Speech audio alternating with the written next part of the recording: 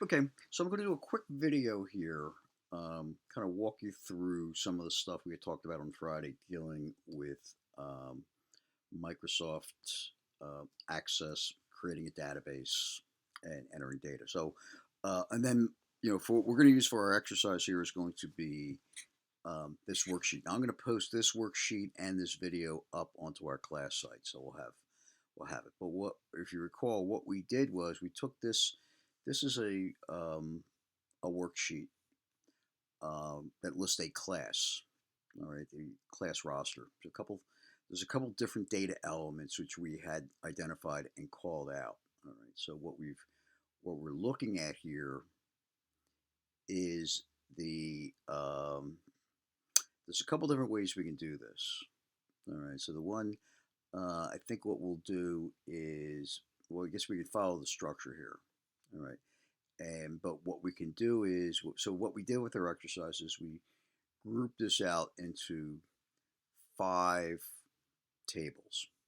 All right, so we have a course table, which contains, we've keyed it as yellow, everything associated with the course. We have a student table, which always makes up the majority of this data here, which is, consists of the student name, student ID, major, class, and college. We have the instructor's name and the instructor's ID. Um, we also have so this is really what we constructed from these 3 tables here, or this worksheet. We broke it into 3 tables. All right, so it's the course, the student, and the instructor. And then we also created 2 other tables that we used to describe the relationship um, between the course and the student, and between the course and the instructor. All right. And when we set these up, what we will get is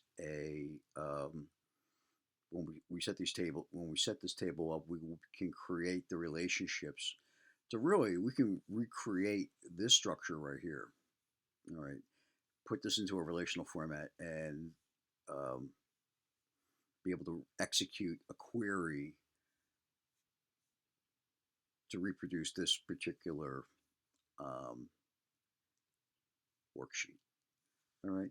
So, so with that, so we have this as our starting point. So I'm going to go to Microsoft Access here. All right. So I'm actually using a virtual machine on my Mac.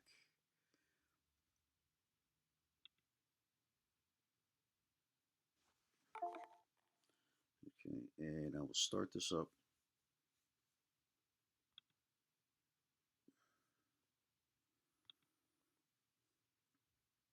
Now, one thing I did, now one thing I did a little digging around this.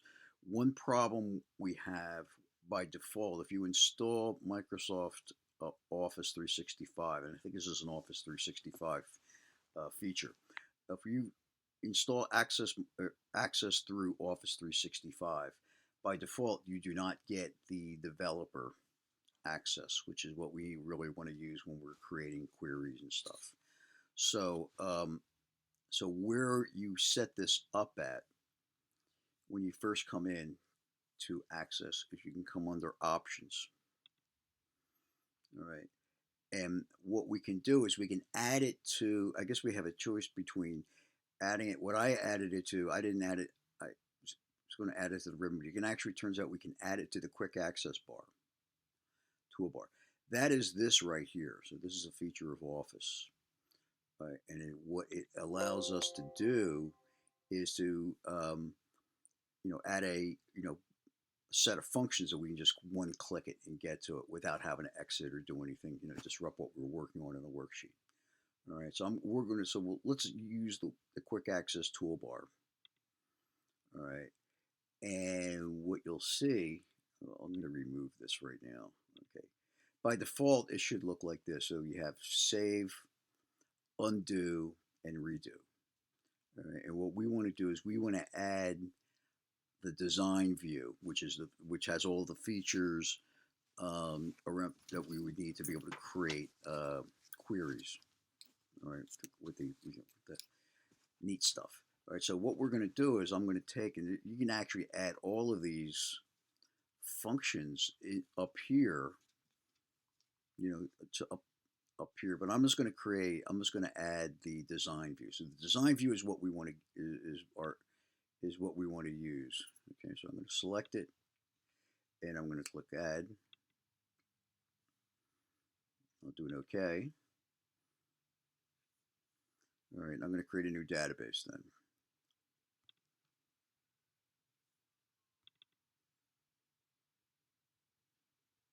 All right, so we get the database, and by default, it will come up and it will give you an empty table that you can start loading data into. Okay. If you want to get to the design view, this is the design view up here at the very top. If I click this, it'll ask me to, well, I guess I can save the table. It'll take it, put it into this design view. And I can add whatever field I would want.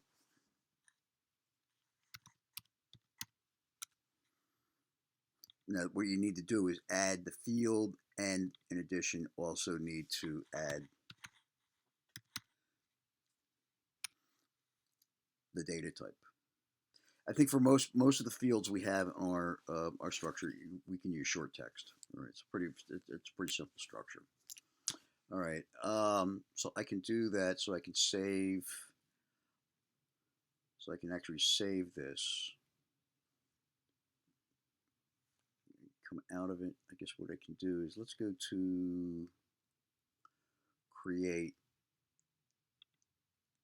And what I will do is I will come in and I'll create a query. And if you'll note, now I have, I can create a query, but I have all these different other query types. So I can do it. So what we're going to do is we're going to create a select, we're going to use a select query, all right, which will let us, you know, read data. So the exercise we're going to go through here is we're going to create those 5 tables that we have in our Excel worksheet into the create a database, create the 5 tables, all right, and then enter the data from those 5 tables, into the database. All right, so this is how when we work with a query, this is how we'll do the query. This is the table, so all you would need to do is you can say create table, and I create a new table.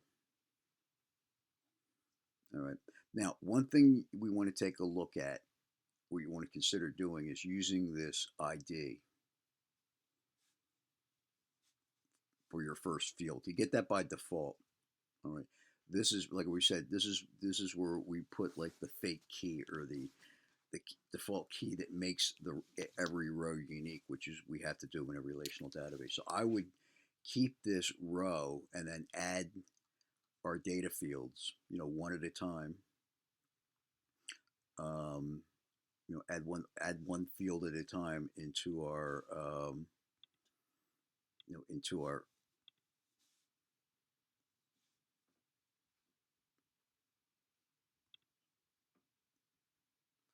so a couple different ways. You'll have a couple different ways to do this.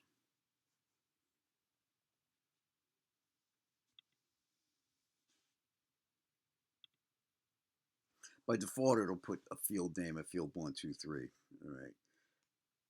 So that's one way to do it. The other thing we can do is, and I can save that. So I'll create these tables, and at the end, when I exit, I can save them.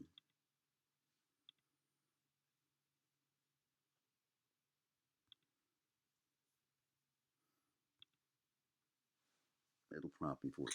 Okay, so what we'll want to do is create those 5 tables. Make sure we can use the ID field as our first one, which has a data type of auto number.